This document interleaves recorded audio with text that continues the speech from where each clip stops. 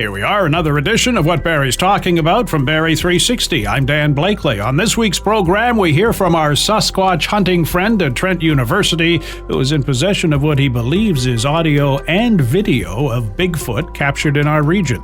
Fire Prevention Week begins on Sunday with a focus this year on kitchen fires, the leading cause of fires in the home. We get some timely advice, especially with a lot of activity in the kitchen this Thanksgiving weekend. The Barrie Colts went 2 for 3 to open their season. Colts commentator Gene Pereira looks back at some of the high points. But first, Barrie Police are looking to get more female boots on the ground, holding a Women in Policing information session October 17th, a chance for women to speak with a recruiter, review their application, and get their questions answered. Barrie 360's Ian MacLennan gets a few answers from Barrie Constable Melanie Turner. Why is there a need for such an event? Well, we would really like to see more women apply. I think that they are a huge part of our community. And right now, we're just not getting the female applicants. So this would be a good opportunity to just get the word out there. If they're thinking about it, this is the time to apply. I don't know if you have numbers, but is there quite a ratio between the number of men that are in the service? I'm not talking civilian, but in those that are got boots on the ground, so to speak. So there are less women that do work. It is still primarily males. However, we do have an abundance of women.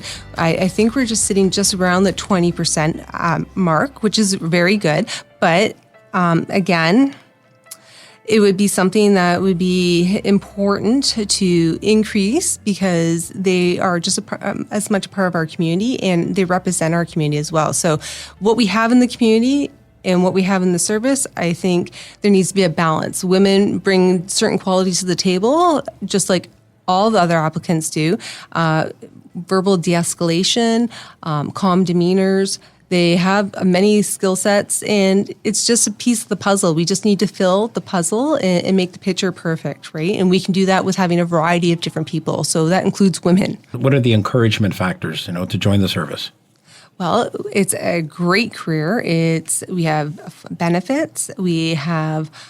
You're going to have a job for pretty much 30 years. And those types of careers are not typical these days. You're always going to have pay. You're not going to have all those external worries with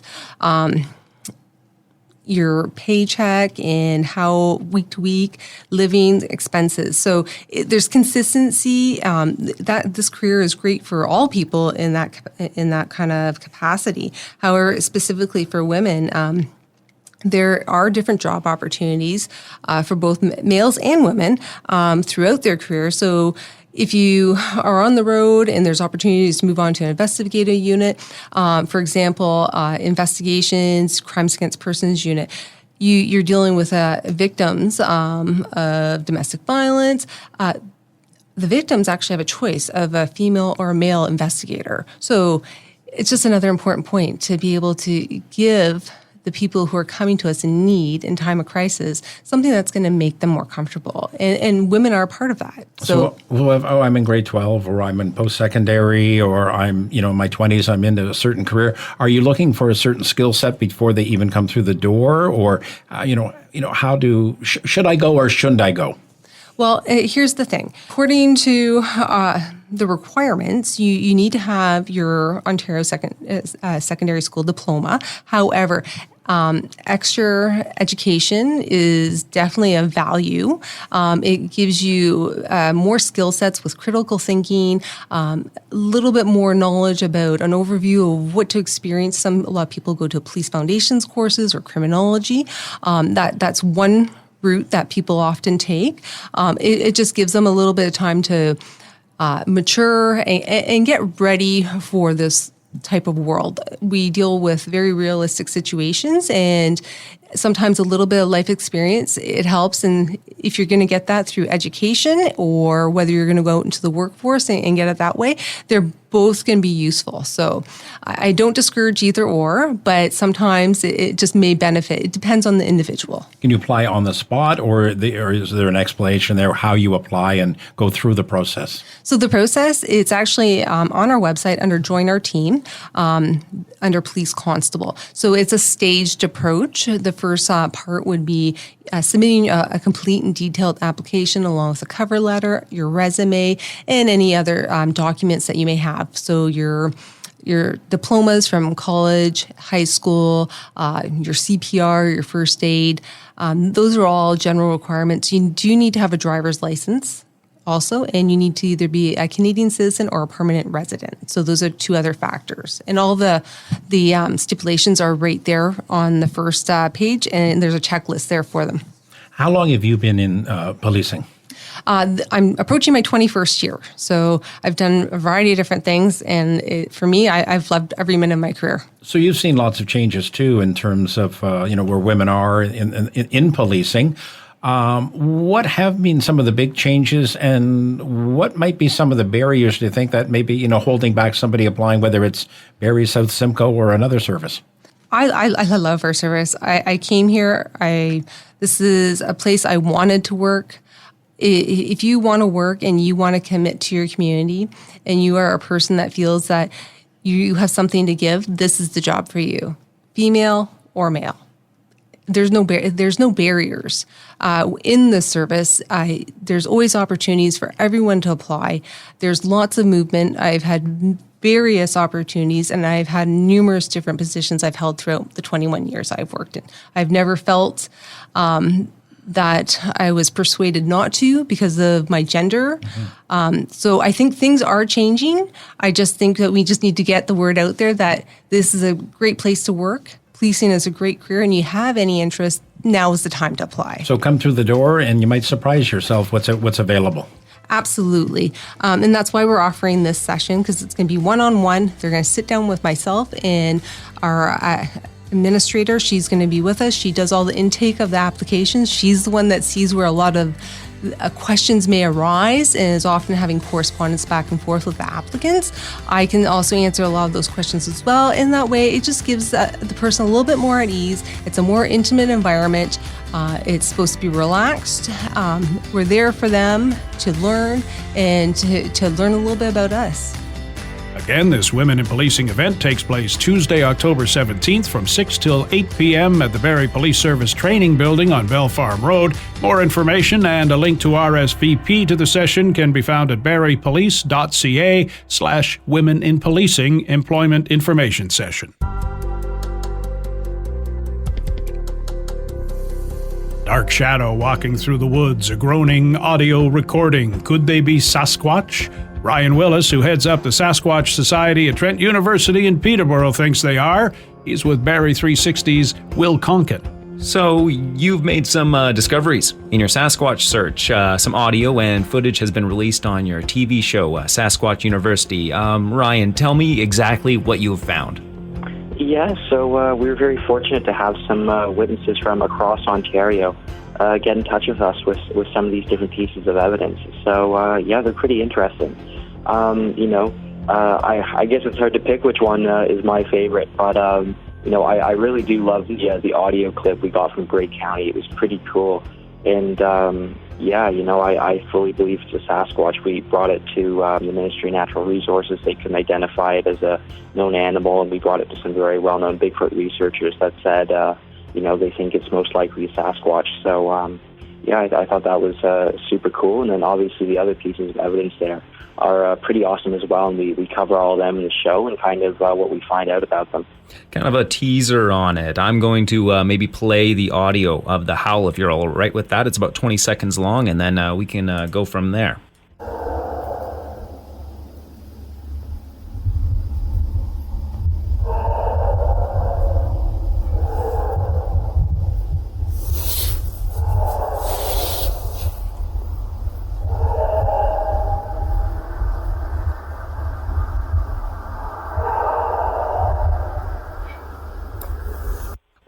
Ryan, what is your knee-jerk reaction to that sound? What does it tell you?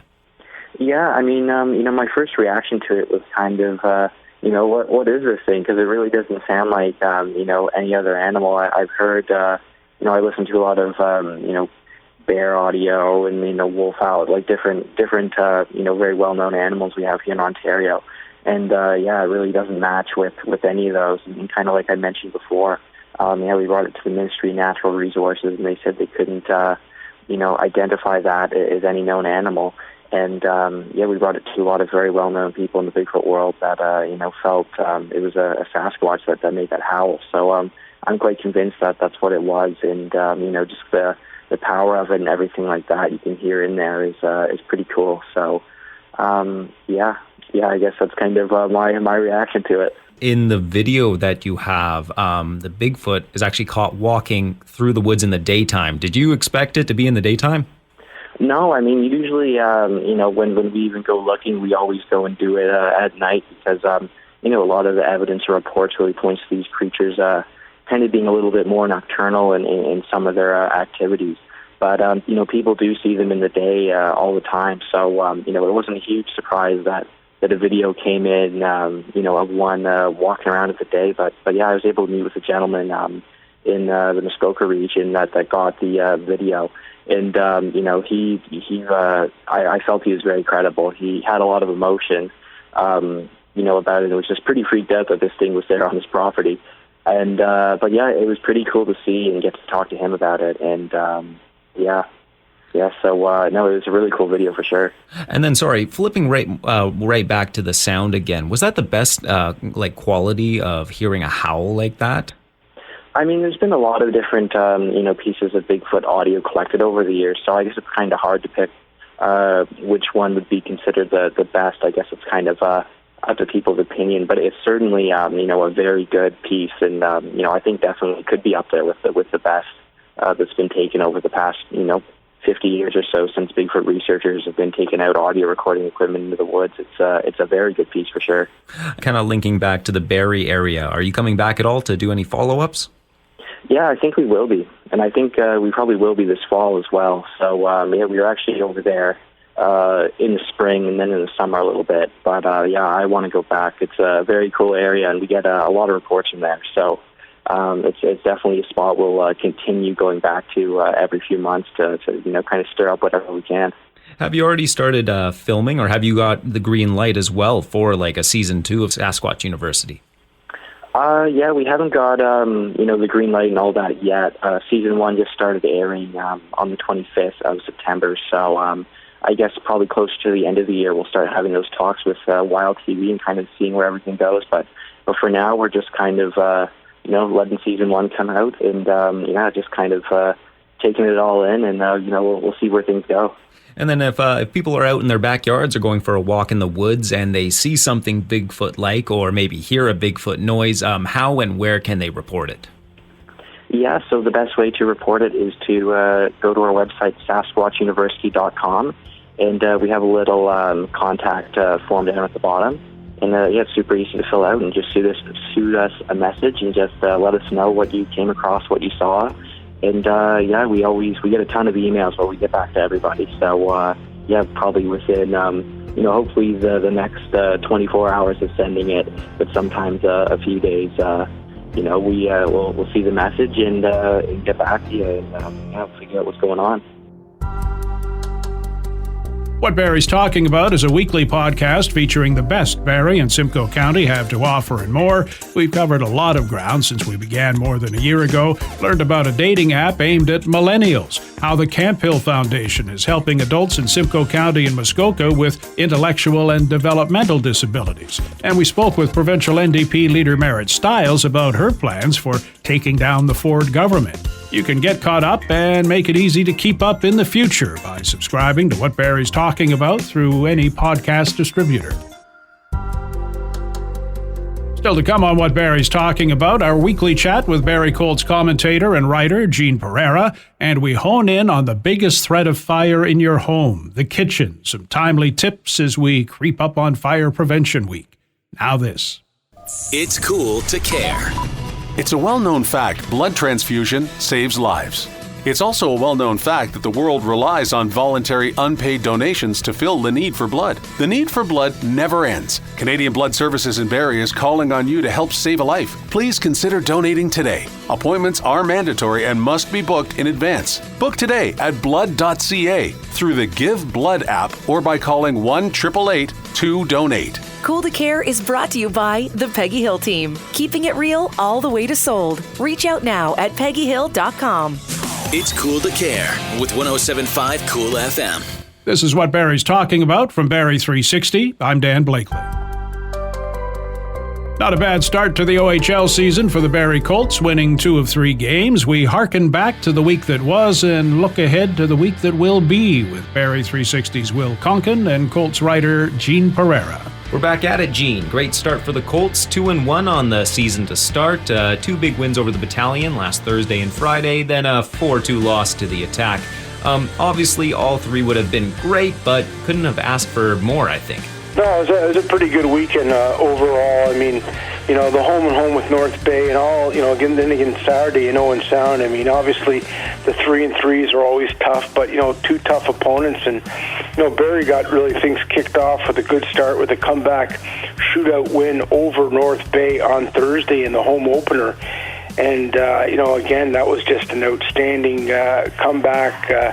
A big goal by Connor Punnett, set up by Edward Chalet there, with in the final minute tied things up, and then really one of the more exciting overtime periods I've seen in quite a while, with chances at both ends, outstanding saves. Ben West standing on his head for Barrie. He was just outstanding that game. And then Edward Chalet, of course, in the shootout with the last shot and for Barrie, and just an outstanding move to his backhand. He roofed it, and just really a thrilling way to end what was a really entertaining opening contest for Barrie.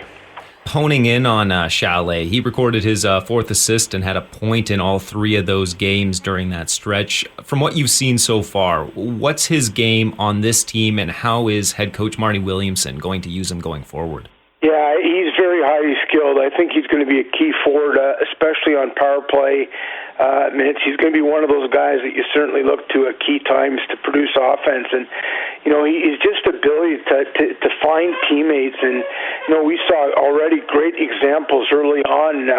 This is a guy that can snipe his own goals, but really impressed me is his ability to set up. I mean, to find Punnett back at the point, cross ice, and really just put it on his tape for the one-timer for the tying goal on Thursday. And then, equally setting up Riley Patterson and a play that Patterson was able to split the defenseman, but kind of one of those just neat little backhand passes that was just found Patterson. And, it's that kind of vision where he kind of sees ahead of the play and his creativity that, is going to be a huge advantage for the Colts, having that kind of player in the lineup.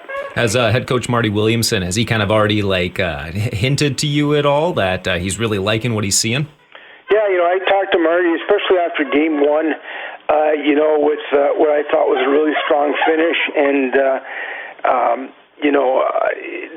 the funny thing was I thought, Edward's first 2 periods, I mean, and you remember that he's had a lot of travel lately coming back from camp with Seattle and so on, that it was really tough. And, he didn't really get going, but once kind of the 3rd period, I found once the game was on the line, he was just outstanding. And again, I think that he really showed his skill, and that type of skill, a lot of players have that, and just his ability to create something out of nothing, and his great vision is just, again, to have that kind of player in your lineup.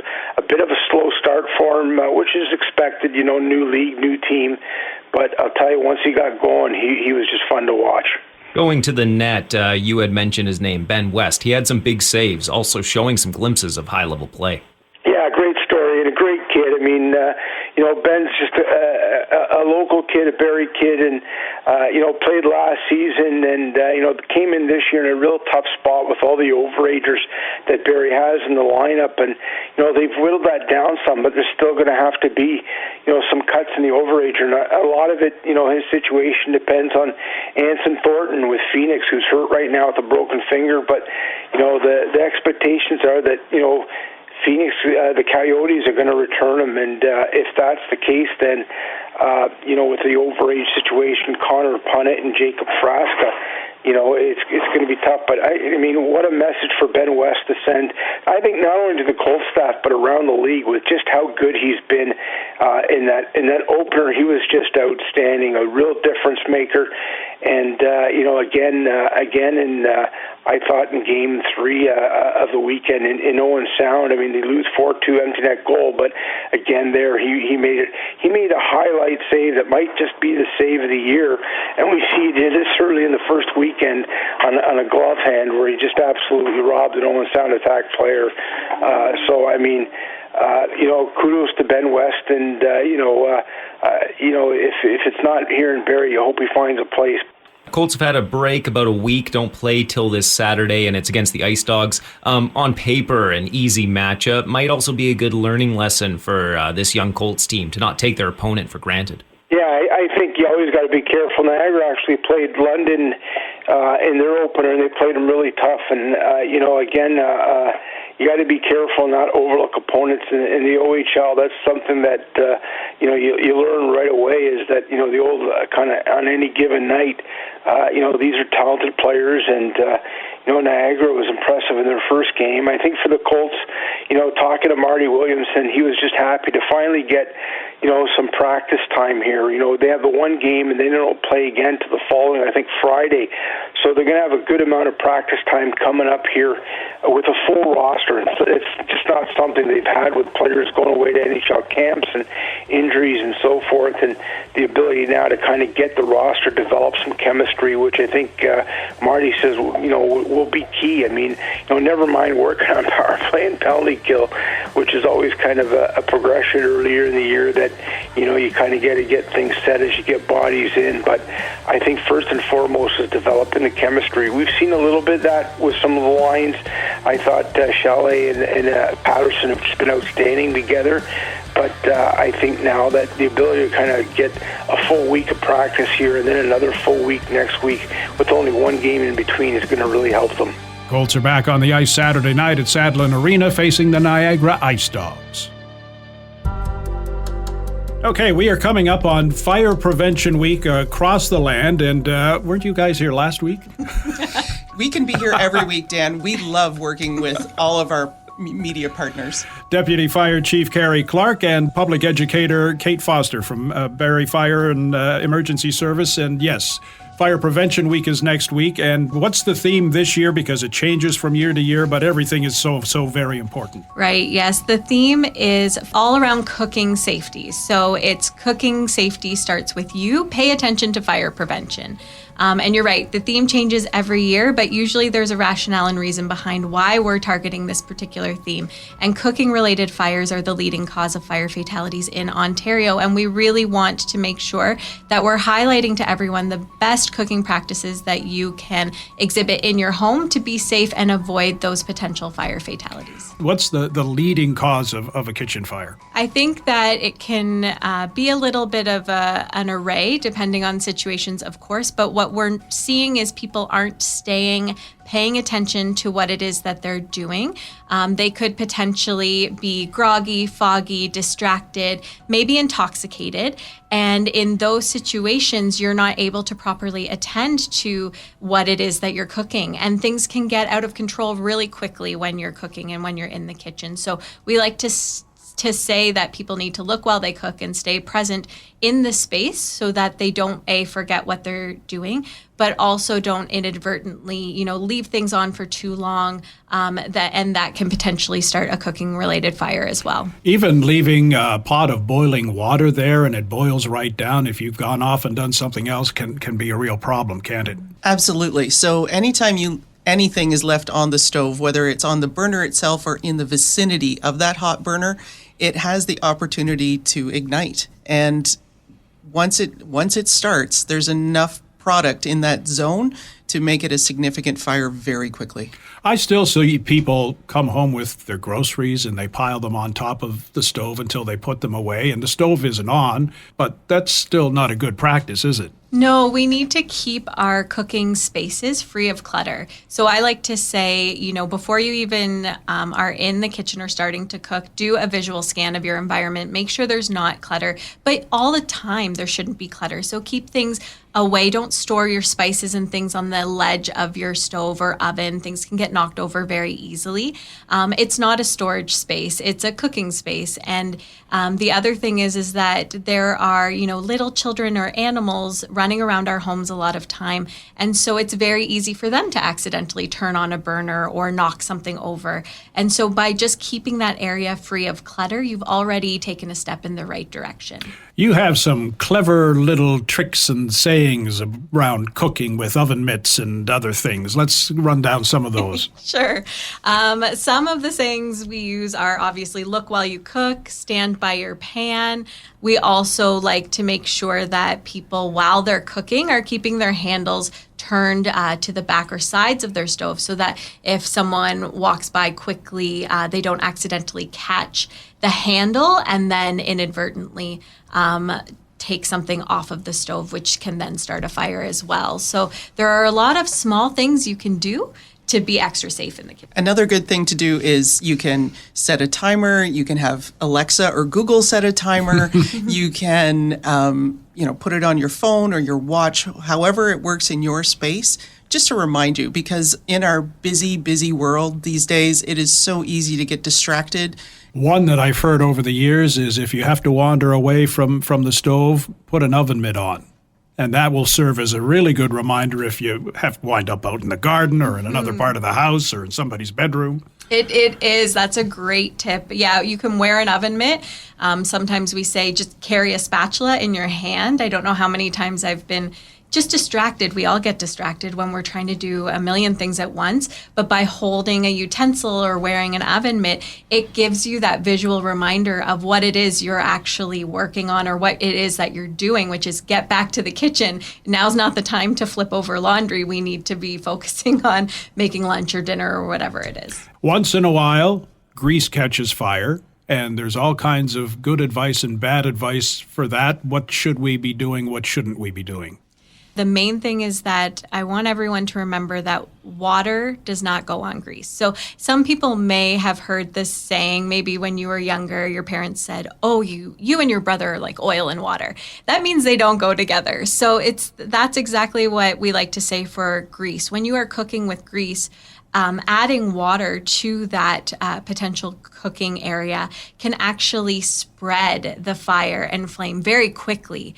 And so that is not a proper way of extinguishing that fire. I like to use science to our benefit. And that means that if you get in the habit of just quite simply cooking with a lid that fits over your pot or pan really well, if you get into that habit, when and if something does get a little too crispy or it starts to kind of, we'll say cooking goes off the rails a bit, you just quite simply turn off your burner and put that lid over top.